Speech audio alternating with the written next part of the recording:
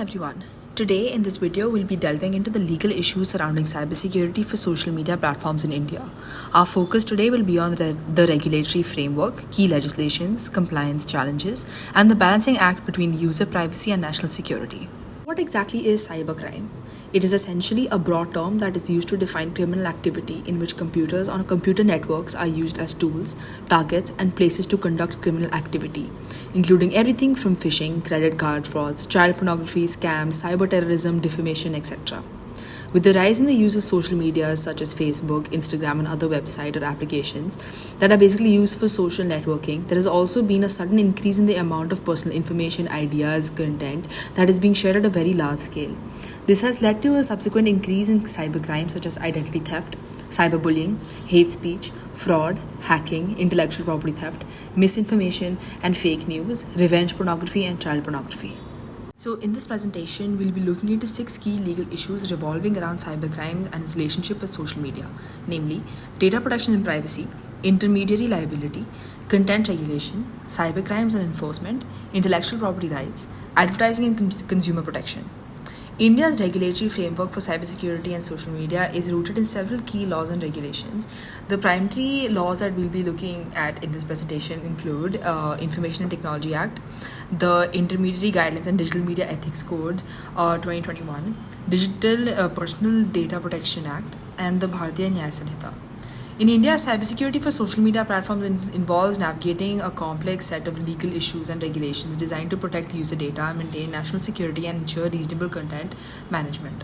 Let's take a deep dive. Firstly, let's look at data protection and privacy. Data protection is one of the most important elements that must be ensured to prevent cybercrimes. The Digital Personal Data Protection Act, DPDP Act, is a recent legislation in India focusing on the processing of personal data, enacted almost 6 years after the Supreme Court acknowledged the fundamental right to privacy under Article 21. The Act aims to protect the privacy and security of individuals' personal data. It regulates the processing of personal data by organizations and discusses the rights and responsibilities of data principals and the obligations of data fiduciaries. Section 2, subsection T, personal data is defined as any information about an individual that can identify them. This includes, but is not limited to, a person's name, location, identification number, mental, economic, cultural, social, and physical identity. However, the Act does not specify in detail what constitutes as personal data and what does not. Also highlights several key factors that are essential in preventing cybercrimes, such as consent. It mandates that user consent is obtained for data collection and processing. Section 6 of this act basically says that consent shall be free, specific, informed, unconditional, and unambiguous, with a clear affirmative action, and shall signify an agreement to the processing of their personal data for the specified purpose and be limited to such personal data as is necessary for such specified purpose. Second is data localization, which basically requires certain sensitive personal data to be stored within India and not be transported outside. Data Protection Authority, the DPA. It establishes an authority to basically oversee the data protection and to ensure compliance with the law. And their function would basically be including enforcing data protection regulations, conduct inquiries with the data fiduciaries, promote data protection and awareness and education amongst the public. Lastly, is that it proposes heavy fines for data breaches and non-compliance, potentially up to 4% of a company's global turnover. Next, moving on to the Information and Technology Act. Section 43A requires companies that collect, store, or handle sensitive personal data to implement reasonable security practices and procedures. And Section 72A penalizes the disclosure of public information without consent. Both these sections basically aim to protect user privacy. Moving on to intermediary liability. Section 3, subsection 1 calls for due diligence by intermediaries, including publishing terms of use and a privacy policy and reminding its users at least once a year of the repercussions of non-compliance. Section 3, subsection 2 requires platforms to appoint a grievance officer to address user complaints within specified timeframes and inform users of the proper redressal mechanism. It also defines intermediary and its types and its functions. For example, an intermediary is any entity that provides services, enabling the transmission of data or hosting of user-generated content. Social media intermediary are intermediaries primarily enabling online interaction and sharing of content among users. Significant social media intermediaries are basically platforms with a large user base subject to additional compliance requirements. In case of significant social media intermediaries, SSMIS, additional requirements would include appointing a chief compliance officer, a nodal contact person, and a resident grievance officer. Three is the traceability. The Act basically mandates that platforms enable the identification of first originator of information in specific cases, significantly impacting the end-to-end encryption and user privacy, making traceability more. Moving on to content regulation. Content regulation basically involves managing what users post on social media platforms to ensure it complies with legal standards and societal norms. Under the IT Act, Section 67 basically deals with the punishment for publishing or transmitting obscene material in electronic form. This can be invoked in cases where cyberbullying involves the dissemination of sexually explicit or obscene content online. Section 67A and 67B subsequently deal with the transmission of such material containing or depicting children in sexually explicit acts in electronic forms.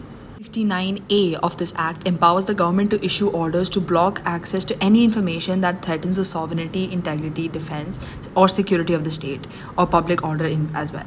And intermediaries must basically comply with such orders and remove this specified content, or otherwise they will face penalties. The IT rules issued in 2021, platforms must take down unlawful content within a specified time of receiving a government or court order, and SSMIs are required to deploy automated tools to provocatively identify and remove certain types of unlawful content such as child sexual abuse, material, and content that threatens national security.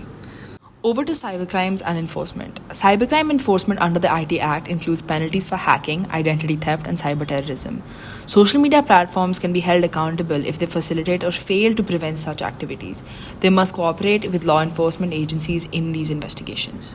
Section 66F defines and penalizes cyber terrorism with severe penalties including life imprisonment for activities that threaten national security or sovereignty through cyber means. Section 67A and B basically include punishments for transmitting or publishing obscene material and sexually explicit material in electronic forms, respectively. Next is the social media platforms must be held accountable if they are found to facilitate or fail to prevent the spread of content related to cyberterrorism. Under the Bharatiya Nyaya Sanhita 2023, Section 77 includes provisions addressing cyber stalking.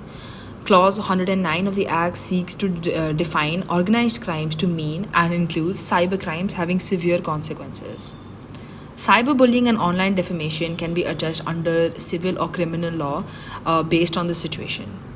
Moving on to intellectual property rights, protecting the intellectual property is essential for maintaining the integrity and value of content on social media platforms and the creators that are on these platforms as well.